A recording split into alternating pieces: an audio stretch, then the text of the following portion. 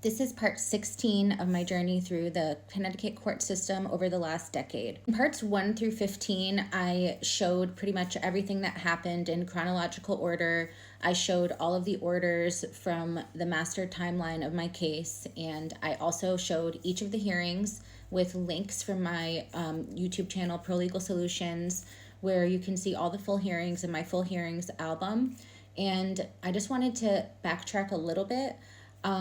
I wanted to start with in the very, very first time that Matt and I went to court with Angelina was November 5th, 2019.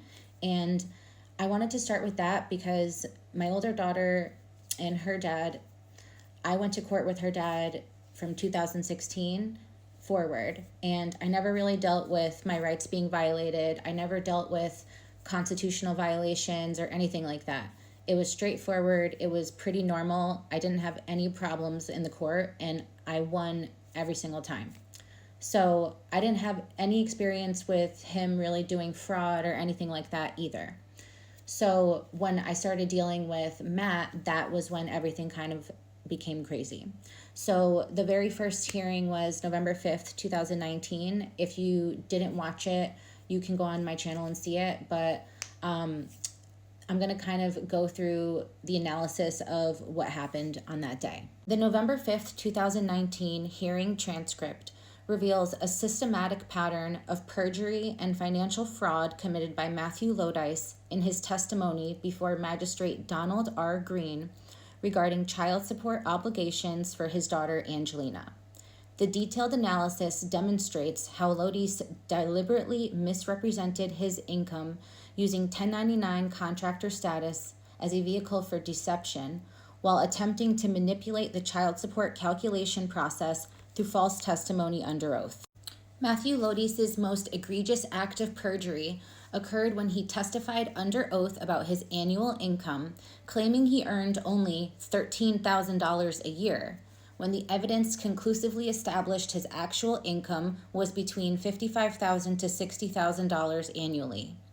Under Connecticut General Statutes Section 53A-156, perjury involves intentionally providing false information under oath, and Lodice's testimony satisfies every element of this felony offense.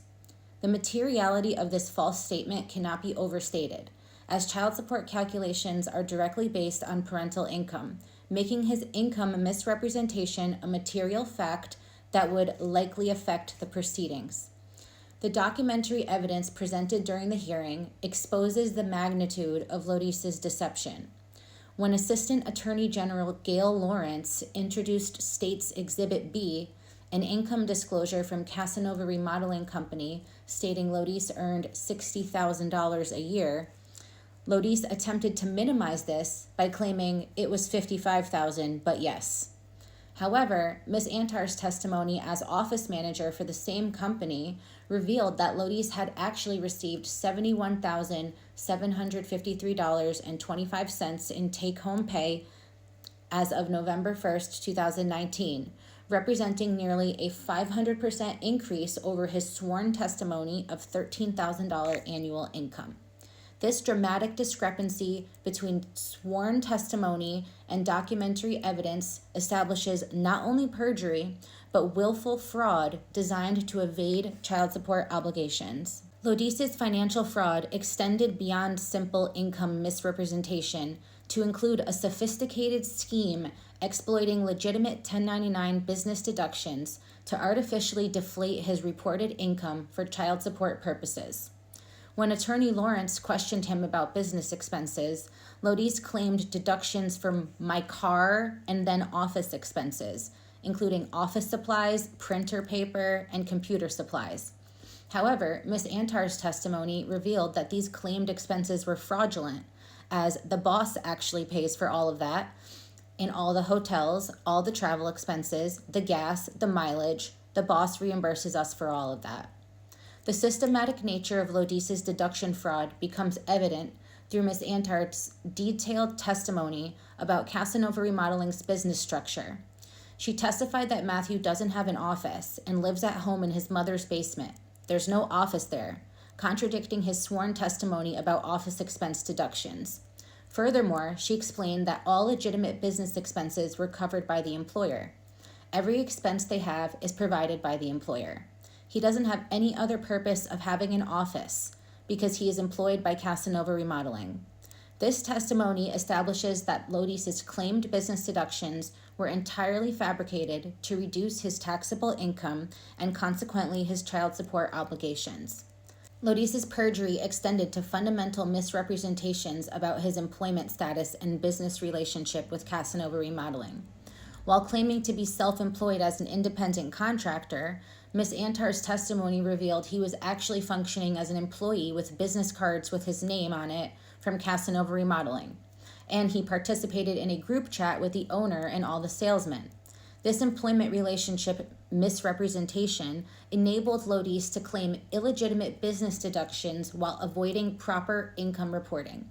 The timing discrepancies in Lodis's testimony further demonstrate his pattern of deception. When questioned about his start date with Casanova Remodeling, he testified since March of last year, March of 2018, but the income disclosure form indicated employment from 2016 to current. When confronted with this contradiction, Lodis claimed, "That's wrong. I wasn't hired in 2016. I didn't start there till last year," attempting to explain away documentary evidence that contradicted his testimony. This pattern of contradictory statements under oath establishes willful perjury rather than innocent mistake or confusion. Lodis's testimony about his commission structure reveals additional layers of perjury designed to minimize his apparent income potential. When Attorney Lawrence asked about commission variations, Lodis answered affirmatively that commissions vary from time to time, creating the impression of uncertain and potentially lower income. However, Ms. Antar's testimony revealed a highly structured and predictable commission system where Lodis received 10% of the total sale that's up to their par, plus 50% of everything above that par, with specific mathematical calculations showing substantial earning potential. Ms. Antar's detailed explanation of the commission structure demolished Lodis's attempt to portray his income as uncertain or minimal. Let's say on a roof his par is $8,000 and he sells it for $8,000. His commission would be 10%. He would make $800. If he sells it for $10,000, it's $2,000 over par. He makes 50% of the overage. So if he sold it for $2,000 over, he'd make an additional $1,000 on that sale. This systematic commission structure contradicts Lodis's testimony, suggesting variable and unpredictable income, establishing another instance of material perjury designed to minimize child support calculations. The hearing transcript reveals multiple instances where Lodis's sworn testimony was immediately contradicted by documentary evidence, establishing a pattern of willful perjury rather than innocent error. Beyond the income discrepancy, Lodis testified about working 10 months out of the year, suggesting seasonal unemployment that would justify reduced support obligations. However, Ms. Antar clarified that it's not like he's officially laid off, and that during slower periods, he's still on call and could accept appointments if available. The most damaging evidence came from Ms. Antar's presentation of Lodis's actual sales records, which she maintained as office manager for Casanova Remodeling. She testified, "I have his sales sheet for 2019. As of this year to date, he's made and he's received and taken home $71,753.25.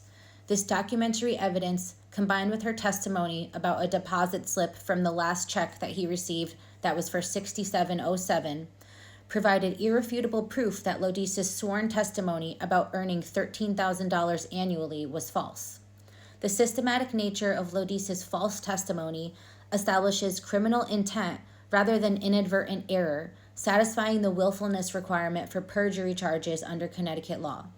His calculated responses to questions about business expenses, employment status, and income demonstrate conscious deception designed to minimize child support obligations.